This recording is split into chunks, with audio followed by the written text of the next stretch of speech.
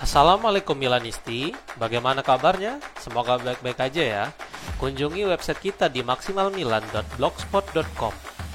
Jangan lupa subscribe dan nyalakan lonceng notifikasi untuk terus mendapatkan berita terbaru seputar AC Milan, khusus Milanisti.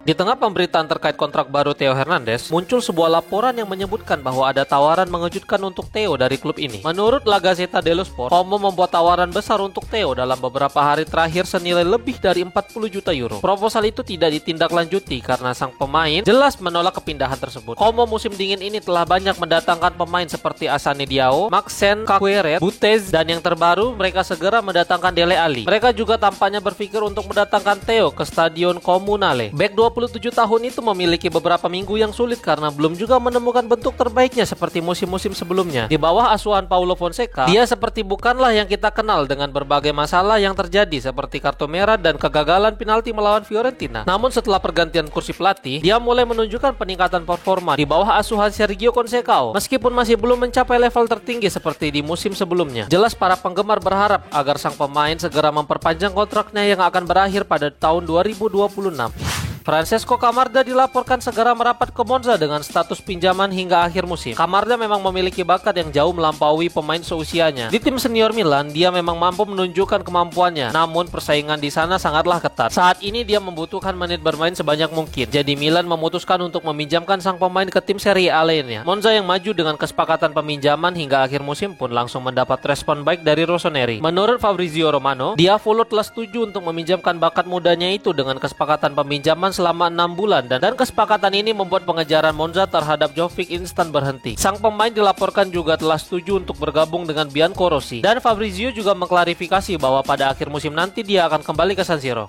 Davide Calabria masuk pantauan Bolonya dan sebuah laporan menyebutkan bahwa AC Milan akan mempertimbangkan untuk melepas sang pemain. Pertahanan Milan sangat mengkhawatirkan, bukan hanya penampilan mereka di atas lapangan, tetapi saat ini Rossoneri sedang dilanda badai cedera setelah Matteo Gabbia dilaporkan juga mengalami cedera. Pada sektor bek kiri, Theo yang masih belum juga memiliki pelapis yang tepat, tapi ada Bartesaghi yang bisa menjadi pilihan kedua bersama Alex Jimenez. Sedangkan di sisi kanan, Milan hanya memiliki Davide Calabria, Emerson Royal, dan Kyle Walker yang baru bergabung. Nama kedua sedang mengalami cedera yang cukup parah yang instan membuat Milan hanya memiliki stok 2 bek kanan. Jika mereka kehilangan 1 bek kanan lagi, maka hanya ada 1 bek kanan yang tersedia. Namun menurut Matteo Moretto, hal itu mungkin saja terjadi setelah Bolonya menyatakan ketertarikan mereka terhadap Davide Calabria. Sampai saat ini belum ada perkembangan mengenai berita tersebut. Namun dengan cederanya Emerson, tentu merupakan hal yang cukup berani jika ternyata Milan benar melepas sang pemain di pertengahan musim ini.